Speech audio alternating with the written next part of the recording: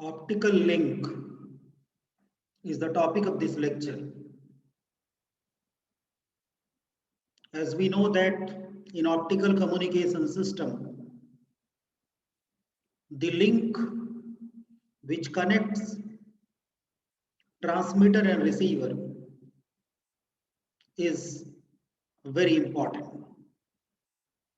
Optical link may be optical cable, and when the distance is large, when the distance between transmitter and receiver is large, then there may be some supporting equipments or instruments required.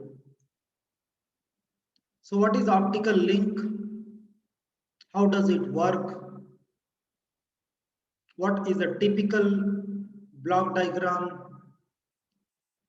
working principle of optical link will be the focus of this lecture. So as we can see that we have a block diagram where there is a transmitter, receiver, and we have some series of amplifiers. We know that when signal travels from transmitter to receiver, there are a number of factors which we'll study separately, due to which the signal degradation takes place. So if the signal strength weakens, that strength has to be recovered, that strength has to be compensated, and this recovery is made by using fiber amplifiers which increase the gain of signal and recover the loss of signal strength that has happened due to a number of degrading factors. So this is a typical flow diagram of a typical diagram of how does a link look like. As we can see that there is a transmitter and receiver, and connecting path, connecting link between transmitter and receiver is optical link, which we call here as fiber link. So optical link can also be called as fiber channel, is a part of optical communication system that provides a data connection between 2 points.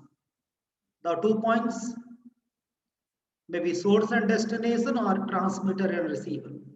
So if the 2 points are connected through a path, through a channel, that too, the optical channel, that channel is called as link. Link which provides linkage to the 2 points. Link may consist of data transmitter, receiver, transmission fiber, and a series of fiber amplifiers. These are not the ordinary or traditional amplifiers which are used in analog or in analog communication or analog signal processing. These are specific amplifiers designed for fiber optic application exclusively. So we'll discuss in separate lecture fiber optic amplifiers. But yes, the amplifiers are also the part of fiber link channel. Channel is nothing but the path, the cable, and after certain distance, we need to deploy fiber amplifier. For long distance transmission, extremely high data rate, we want long distance communication, and that too with high value of data rate, right from Gbps to Tbps. The fiber link can be used, but for long distance communication, we have to use amplifier so that the strength of signal remains good enough so that the signal can reach to the long distance. So the amplifiers can be supplemented with additional components for dispersion compensation or signal regeneration. Dispersion compensation. I told you that there are a number of factors which cause the signal degradation. One of the important factors is dispersion, which causes loss in the signal, and that loss can be compensated, can be recovered, or if required some extra, some signal regeneration can take place. And that is the work, that is the function of amplifier. When we talk about the optical link and optical communication system, we have to discuss about transmission formats also. There are standard formats which are used in any communication system. Similarly, optical communication system also uses standard format of data. There are some specific formats of information which are supported. Each format has its pros and cons, but there are formats. Data transmission is digital, that makes the system very versatile, are relatively insensitive to nonlinear distortion. Mostly the data format in the modern communication system is digital. The very advantage is the digital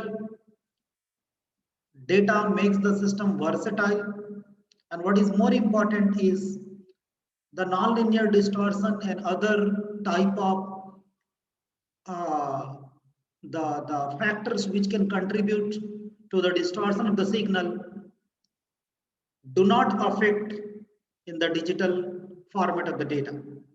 And therefore, one thing is certain, that the digital will be, or the data will be digital. But even if the data is digital, it has a number of formats. One of the format, like there are different methods for encoding the information, encoding the data. Data is encoded and then transmitted in digital communication. Such as, there are many, but one of the examples is non-return to zero. Non-return to zero, called as NRZ. NRZ.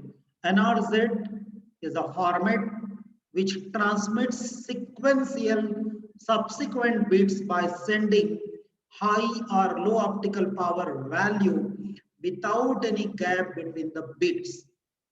So since there is no gap between the bits and the data format is non-return to zero, when it changes, the level, high input, low input, the format is non-return to zero. We'll discuss different data formats separately. Non-return to zero, return to zero. What are these zero and non-return to zero formats are? So since there is no gap, there is no synchronization needed in the system, in this data format. There is another data format called as RZ. RZ is the return to zero. Return to zero is a format which is self-synchronizing.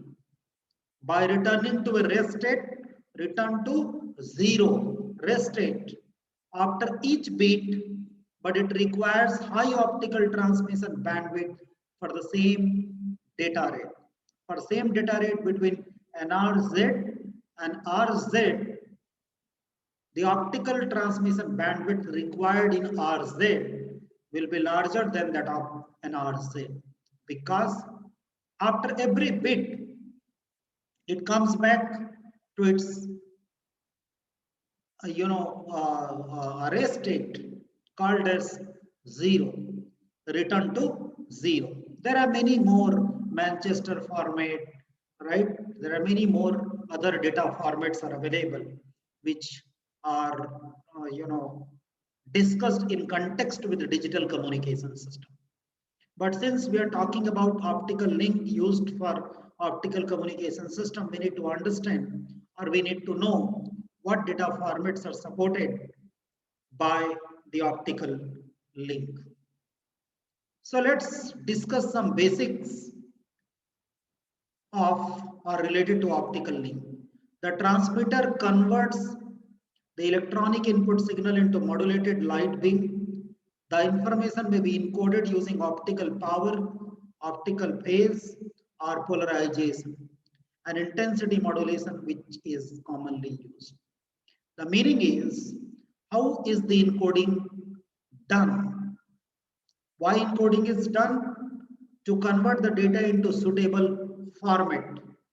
Encoding is done and the encoded data are transmitted. But first of all, what happens? The transmitter converts the electronic signal into modulated light beam. And that modulation and the encoding will be based on either, by optical power, optical phase or polarization, and intensity modulation. Intensity modulation is very commonly used technique which is used to modulate the light beam that comes from the transmitter. A typical transmitter is based on single mode laser diode which either directly modulates via its drive current, which is directly modulated laser also called as, or with an external optical modulator. This may employ a single mode laser diode that is directly modulated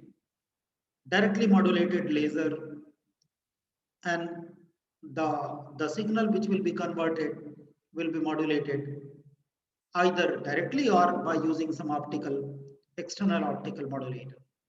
The direct modulation works at data rate up to 10 Gbps or even higher. This DML we are talking about that can provide this modulation which modulates the light beam can provide the data rate up to 10 Gbps or beyond. The varying carrier density in the laser diode, because we know that the carrier density will change since the optical power is changing.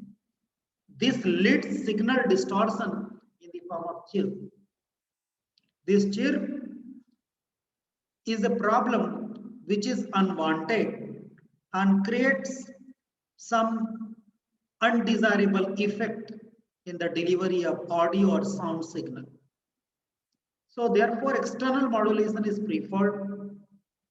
In direct modulation, there is difficulty. So external modulation is used for combination of both high data rate and as well as minimized distortion.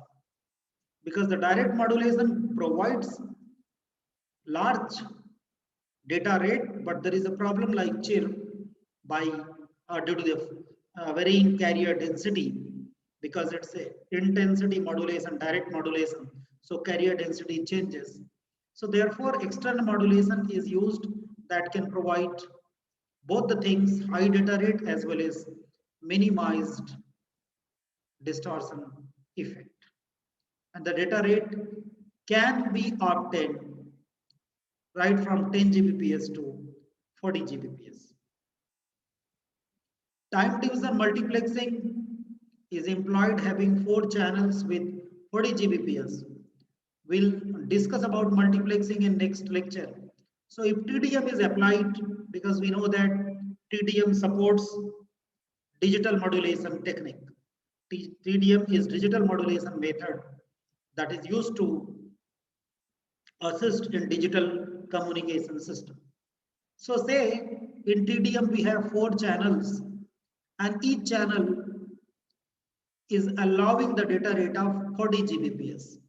So if there are 4 channels which are interleaved and they are constituting a part of multiplexing, so the total data rate in the TDM scheme will be 160 Gbps.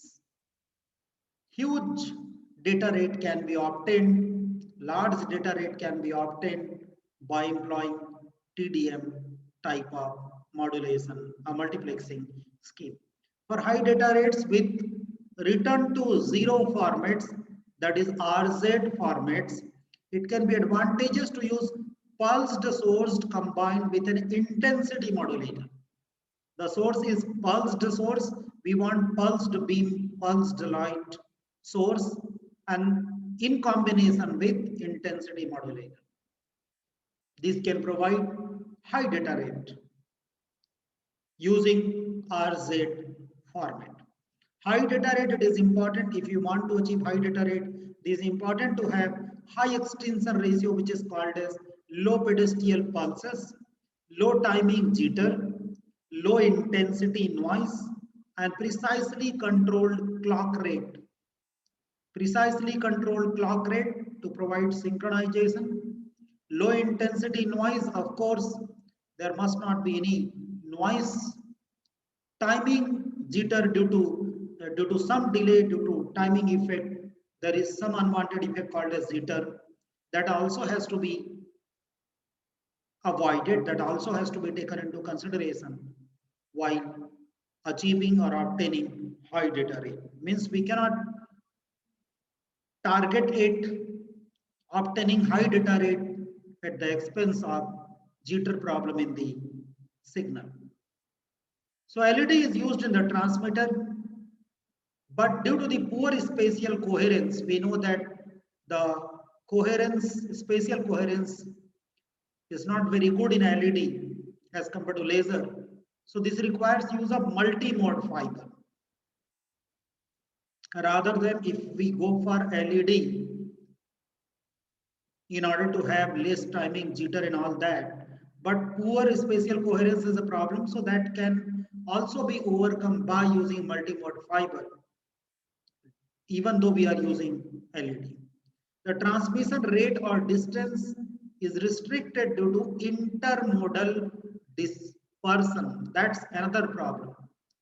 And this is a common problem in any multimodal transmission system. Multimodal means there are a number of modes which are traveling. So if there are two or more than two modes, there will be intermodal interference or dispersion that affects one another. The dispersion affects one another, and that creates the signal degradation and the loss in the original signal. So for longer distance, single mode fibers are required. For longer distance, multi-mode fiber does not work. The intermodal dispersion will be so high that the signal strength can be of very poor value when we receive actually at the receiver. So let's talk about transmission fiber. This is generally a single mode fiber for medium or long distance communication, and multi-mode is generally used for small distance. When the distance is not large, multi-mode can definitely be used, because for a small or short distance, the dispersion problem might not be the severe, so we can go for multi-mode. But as far as the medium range, as far as the long range communication or transmission, we have to use single mode fiber. Single mode, multi-mode, step index, graded index are the types of fiber which we'll discuss in next lectures. In multi-mode, intermodal dispersion is a problem that is the difficulty that limits the performance related to transmission distance or bit rate. If we plan for longer distance, that is multi-mode, the signal quality will suffer, as well as the bit rate will also be affected. Long range broadband fiber channels use fiber amplifiers.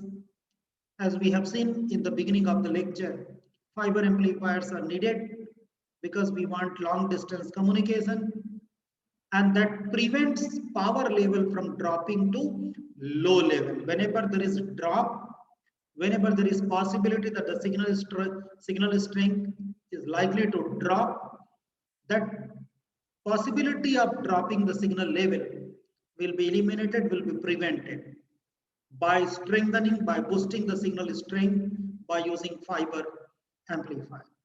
The fiber amplifier can be implemented as lumped amplifier or distributed amplifier. It's just like a lumped system and distributed system. Lumped parameter and distributed parameter. If you remember, the lumped system can be expressed by ordinary differential equation, and the distributed requires partial differential equation, because the signal depends on time as well as particular position, whereas in lump it depends on time only. So we can also use a distributed amplifier injecting an additional powerful pump beam that generates Raman gain. Raman effect or Raman gain will be discussed separately. For compensated dispersion, the signal regeneration may be employed that can be achieved either by purely optical signal processing, or by detecting signal electronically, or by applying some optical signal processing and then resending the signal. So ultimate aim is, when the long distance communication is concerned, when there is intermodal dispersion, when there is a signal loss, amplifiers can be deployed, amplifiers can be used.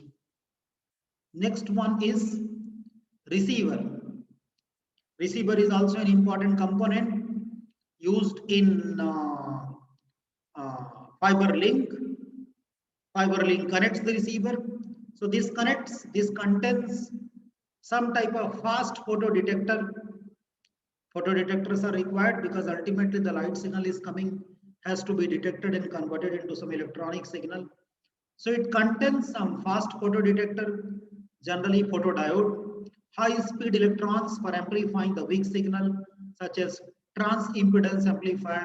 So high speed electronic circuit, high speed amplifier will be required so that the weak signal can also be amplified, and extracting the digital data. Some electronic circuit for extracting the digital data will be required. Electronic circuit for amplifying and extracting the data will be required, and photo detector that has to be fast photo detector is also needed at the receiver. For high data rate, dispersion compensator circuit is used. Dispersion compensator, so that if there is any amount of dispersion, that effect can be compensated and which can be provided at the receiver. There is avalanche photodiode, which can also be used for high sensitivity, since sensitivity of the receiver is limited by the noise. If more noise is there, sensitivity is adversely affected. What is sensitivity? That what is the input, and when the input is even weak, even for a smaller change in the input, the output responds accordingly. That is sensitivity. So sensitivity is affected if there is noise. So sometimes it's difficult to differentiate whether the weak signal is noise signal or wanted signal. So in such situation, APT is recommended. That is avalanche photodiode, which has high sensitivity and that can differentiate between noise and the actual signal. In the fiber optic link, we use some mechanism that the signal is traveling in one path, whether the response will travel through the same path or a separate link, separate path is needed for the response. So accordingly, there is a scheme called as full duplex. We all know that what is half duplex and full duplex. So in full duplex, it provides a data connection in both the direction using separate optical fibers, or with a sometimes with a single fiber also. In a single fiber also, both way communication can be made, but in two fiber scheme, one has not to wait for one-sided communication to be over, and then the next direction the communication will start. But it can be implemented either using separate two optical fiber or even using a single fiber. So in case of single fiber, the beam splitters are used at each end to connect transmitter and receiver. Otherwise, how will it differentiate? The signal is transmitted or signal is received. So beam splitters are used in case of single fiber. The bidirectional operation introduces some trade-off, such as very high data rate. Use of two separate fiber is preferable. High data rate is that is achieved, but at some cost by employing the two separate fiber in order to achieve high data rate, that too with good signal quality. When we discuss about optical link, we are talking about data rate, we are talking about bandwidth. So multiplexing is also an important factor that affects the system performance, especially related to data rate and the bandwidth. So as we apply multiplexing in other types of communication system in which a number of signals can be communicated, can be transmitted through a single channel. A number of message signals can be transmitted through a single channel. The same scheme called as multiplexing is also used in optical communication system. For high data rate, several data channels, they can be multiplexed and transmitted through the fiber and then again separated while detecting or receiving the signal separately. The process is called as demultiplexing.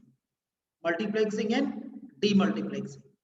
There are some common methods, and the most commonly used method in optical communication system is wavelength division multiplexing, very popularly called as WDM, wavelength division multiplexing, WDM, in which different wavelengths are assigned to different data channels. As its name suggests, wavelength division multiplexing.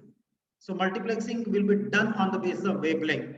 So a particular channel will have a specific value of wavelength, other channel will have other specific value. So the number of channels are multiplexed together. So a number of wavelengths are actually multiplexed together.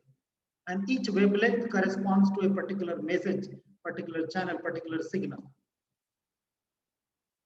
We can also even combine hundreds of the channels and then it becomes DWDM, called as dense WDM. Dense WDM is DWDM, and but coarse WDM, there is also one more WDM, coarse WDM, with a moderate number of channels, that is also used in order to keep the system simpler, because there may be hundreds of channels which can be accommodated in dense WDM, DWDM, but the design will be, of course, not simple. The main challenges related to these implementations are suppressing the channel crosstalk due to nonlinearities and balance the channel power. If there are more number of channels, they're all combined in a system called as DWDM or CWDM. So there may be again, crosstalk problem between the two channels.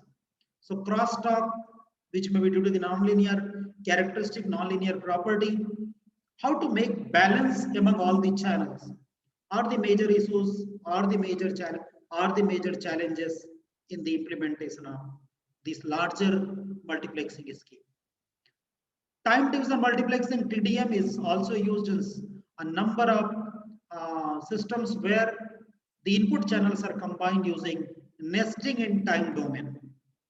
The different channels are allocated different time slots, right? Based on, there will be a scheme and the entire time duration will be divided into and will be shared among a number of channels called as a small time slot. So once that time slot passes, other channel will be allowed to pass into that time slot. After that time slot, other channel. So in that way, in a nesting way, one by one, in a loop structure, the channels will be allowed to transmit the messages. Cables are also important. We are discussing about optical link. So optical link itself is a kind of cable, optical cable that connects transmitter and receiver. So for a small distance, active optical cable called as AOC are used, where transmitter and receiver are attached to the ends of an optical fiber cable, especially when the distance is small.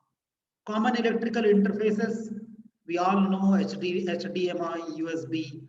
These points, these ports are connected where we can connect the fiber cables. Reduced diameter and weight and large possible distance are main advantages of using cables. If we use good quality of cable, we can achieve, and that too, lesser diameter, small weight. That's the benefit of optical cable, especially when we compare with copper wire cable. Fiber to home is a very popular fiber to the home, FTTH, fiber to the home. This uses optical links even to supply data over the last mile to single homes and offices called as fiber to the home. Means there is an optical communication, the signal is traveling via optical cable.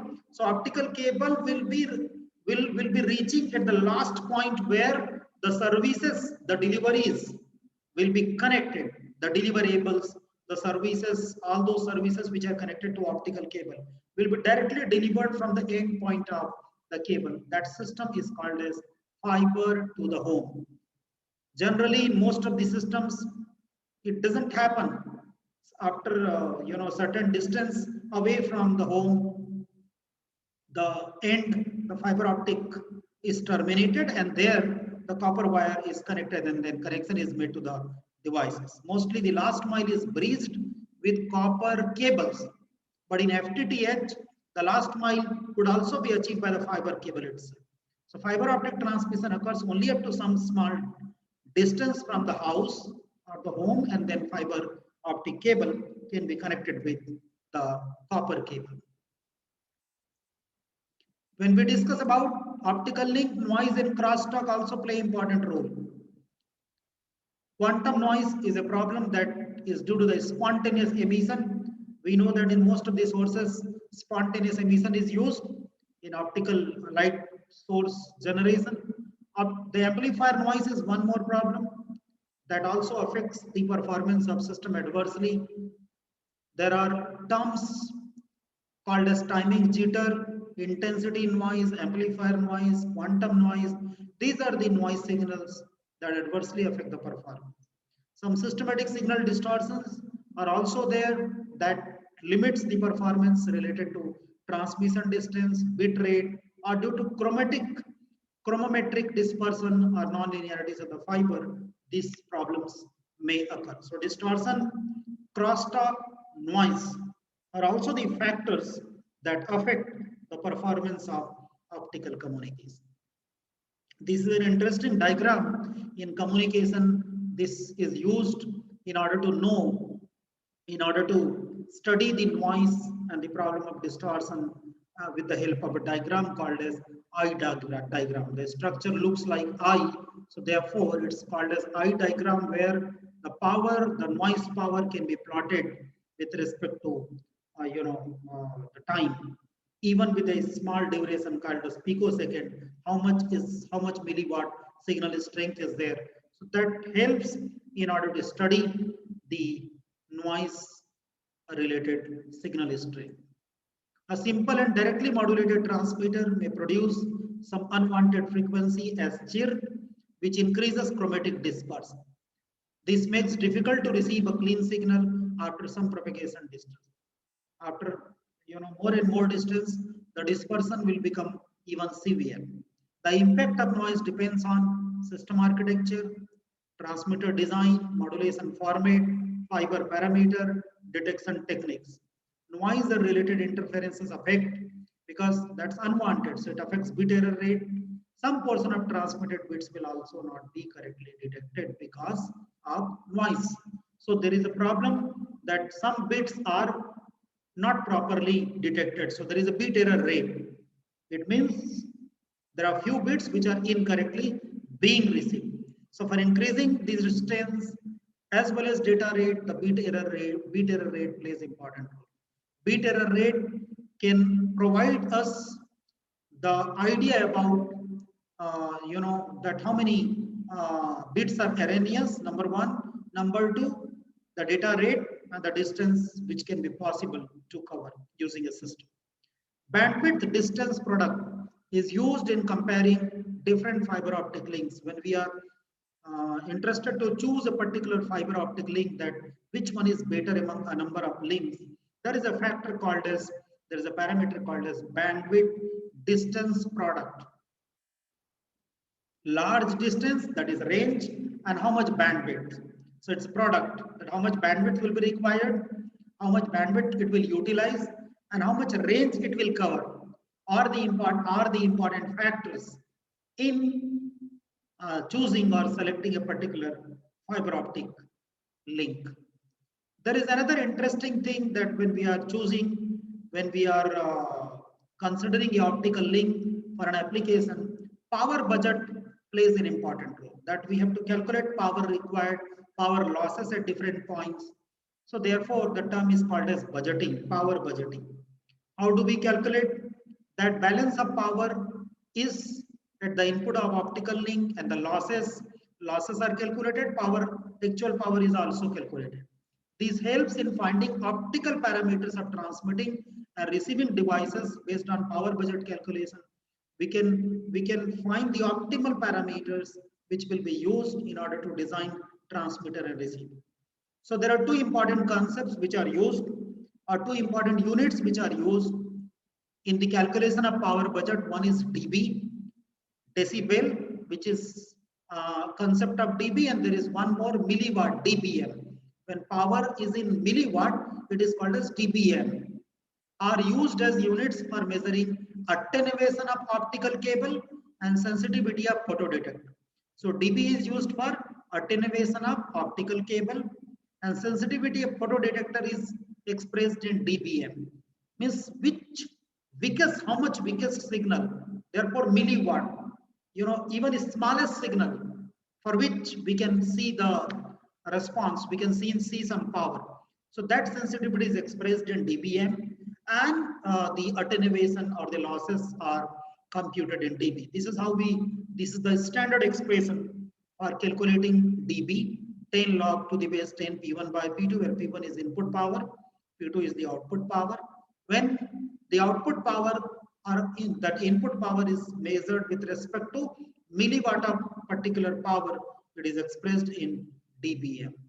So this is one example where you can see that there is a transmitter, N is representing transmitter here, O is receiver, then S is splice here, W is amplifier because we use amplifier in between. This is one example of link.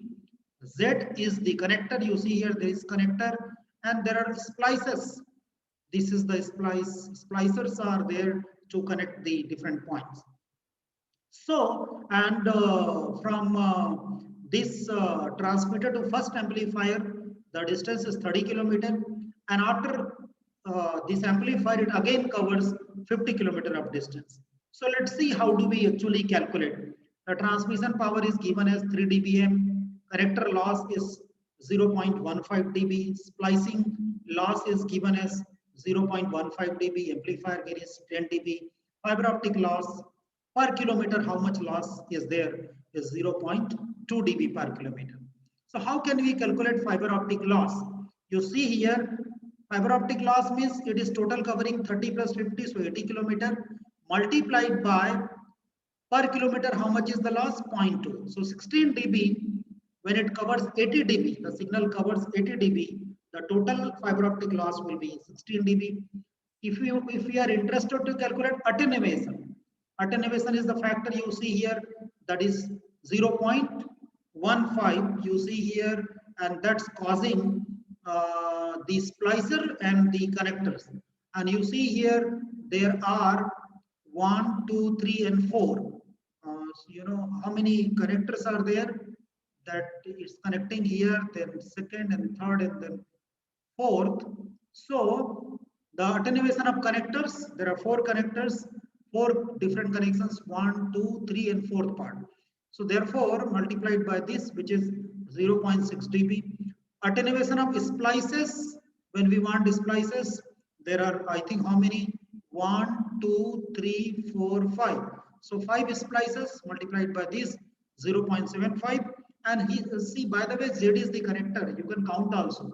1, 2, and 3. No, there will be connector 1, 2, 3. There will be one connector here, right? Here is a connector, and then splicer. Z is not represented. So there are four connectors. So this is how we can calculate attenuation, we can calculate losses, we can calculate optical losses, we can calculate fiber amplifier gain and all that. This is called as power calculation, that is power calculation or power budget calculation in the optical link. So let's summarize this lecture. This lecture is all about optical link. Optical link is the combination of fiber optic cable that connects fiber amplifiers, transmitter and receiver. Amplifiers are used to provide to compensate, to recover the signal loss. Therefore, amplifiers are required at certain distance. And link, how does link perform? There are a number of factors. The performance of the link depends on data rate, depends on bandwidth, depends on bit error rate. Multiplexing is a term which we have also covered, is a scheme which is also used in fiber optic link. And the multiplexing can be WDM, can be TDM, which can be implemented that can allow more number of signals to be transmitted over a single channel. Full duplex can also be implemented either by using two fibers separately or by using a single fiber. So this is all about the fiber optic link, which which actually provides connection between the two endpoints and using some fiber amplifiers. Thank you.